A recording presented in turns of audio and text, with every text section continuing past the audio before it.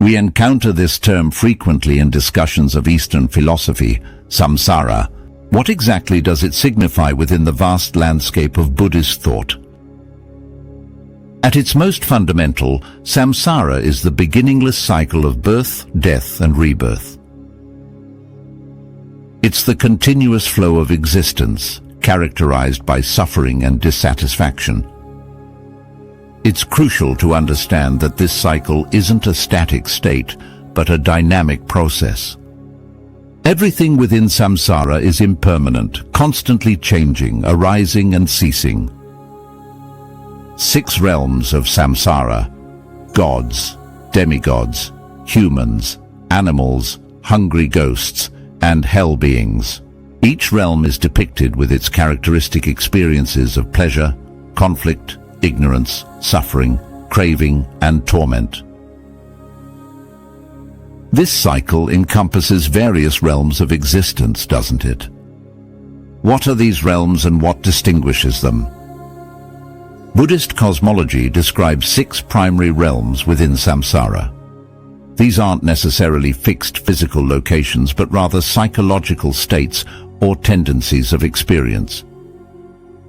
The realm of the gods is characterized by pleasure and bliss, but even here, impermanence reigns, and eventually this pleasant state will end, leading to further rebirth. So, even the seemingly most fortunate states are still within the cycle of suffering. Precisely. Attachment to even pleasurable experiences leads to suffering when those experiences inevitably change or end. The realm of the demigods is marked by envy, competition, and the constant striving for power. It's a state of perpetual conflict and dissatisfaction. And what about the human realm, our own experience? The human realm is unique in that it offers a balance of suffering and opportunity. While we experience pain, loss, and dissatisfaction, we also possess the intellect and capacity to understand the nature of samsara and to seek liberation from it. It's considered a precious realm because the conditions are ripe for spiritual practice and the attainment of enlightenment.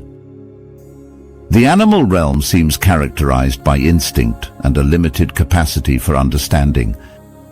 Yes, the animal realm is marked by ignorance, fear, and the constant struggle for basic survival. There is less opportunity for intellectual understanding and spiritual development. Their actions are often driven by immediate needs and instincts, perpetuating the cycle of karma. The realm of the hungry ghosts is particularly poignant. What does it represent? The hungry ghost realm embodies the suffering of insatiable craving and unmet desires. These beings are constantly searching for fulfillment, but are never satisfied, their mouths too small to consume what they desperately seek. It's a powerful metaphor for the addictive and grasping tendencies of the human mind. And finally, the hell realms. These seem to represent the most intense forms of suffering.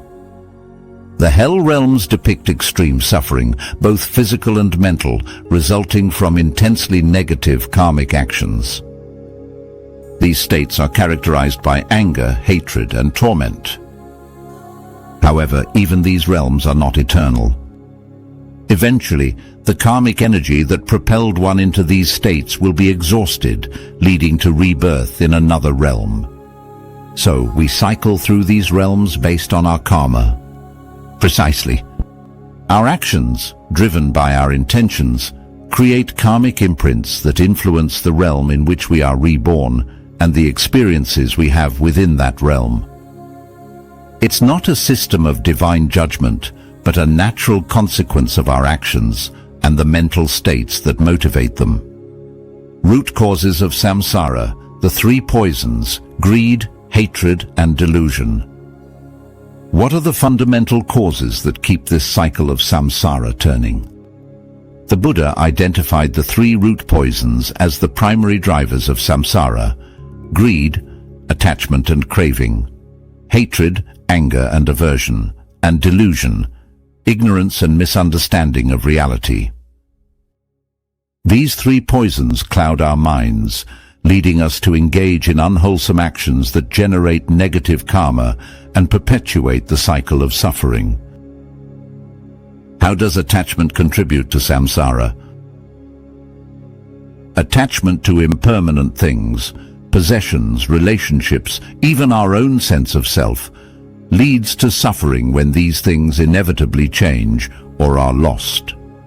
This clinging fuels the cycle of desire and aversion, binding us to samsara. We crave what we don't have, cling to what we do, and fear losing it, creating a constant state of dissatisfaction. And how does aversion play a role? Aversion or hatred arises when we encounter what we dislike or fear. This negative reaction leads to harmful actions and further perpetuates negative karma, keeping us trapped in cycles of conflict and suffering. Just as attachment binds us to pleasant experiences, aversion binds us to unpleasant ones, creating a continuous push and pull within samsara. Delusion seems to be at the root of many of our problems. How does it contribute to samsara? Delusion, or ignorance of the true nature of reality, particularly the impermanence, suffering, and non-self inherent in existence, is the fundamental cause of samsara. Our mistaken beliefs about ourselves and the world lead to attachment and aversion. When we fail to understand the interconnected and ever-changing nature of reality, we create false divisions and engage in actions that ultimately lead to suffering. To understand the mechanics of samsara more deeply, we often encounter the concept of dependent origination. Dependent origination, or pratityasamutpada, is a core teaching in Buddhism that explains how all phenomena, including the cycle of samsara, arise in dependence upon other conditions. It's a chain of 12 interconnected links that describe the arising of suffering. It illustrates that nothing exists independently. Everything is contingent upon causes and conditions. Samsara is not a random occurrence, but a process governed by this intricate web of interdependence. Ignorance, volitional formations, consciousness, name and form, the six senses, contact, feeling, craving, clinging, becoming, birth, and aging and death. It begins with ignorance of the true nature of reality, which leads to volitional formations, karmic impulses arising from our intentions.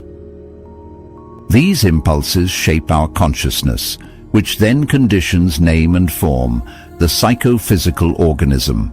Name and form gives rise to the six senses, including the mind, which lead to contact with the external world. This contact gives rise to feeling, pleasant, unpleasant, or neutral sensations. And how do these feelings perpetuate the cycle? Feelings lead to craving, the desire for pleasant experiences and the aversion to unpleasant ones. Craving fuels clinging, the strong attachment to objects, ideas, and the sense of self. Clinging leads to becoming, the active process of generating karma that will determine future rebirths.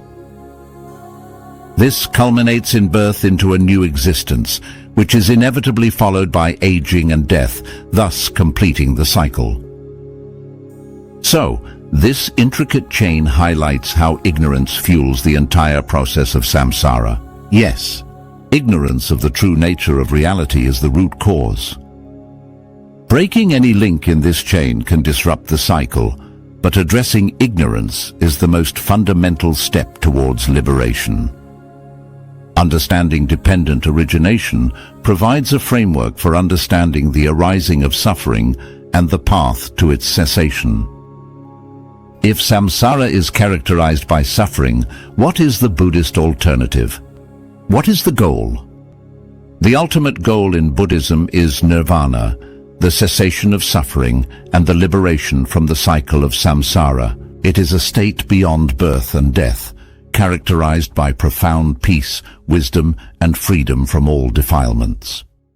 Nirvana is not a place or a thing, but rather a state of being, the complete extinguishing of the fires of greed, hatred, and delusion.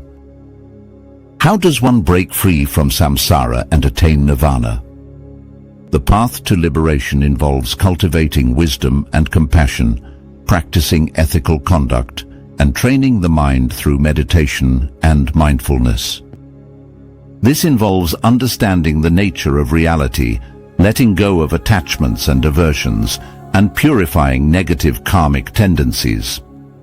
The Eightfold Path, right understanding, right thought, right speech, right action, right livelihood, right effort, right mindfulness, and right concentration, provides a practical guide for transcending samsara. So samsara is not an inescapable prison. Is there a way out? Absolutely. Buddhism offers a clear path to liberation. While the cycle of samsara is beginningless, it is not endless. Through diligent practice and the cultivation of wisdom and compassion, it is possible to break free from this cycle of suffering. The teachings on samsara serve not to depress us, but to motivate us to understand the nature of our suffering and to actively work towards its cessation. Thank you for watching this video. If you liked this video, please like, share, and subscribe to the channel for more content like this.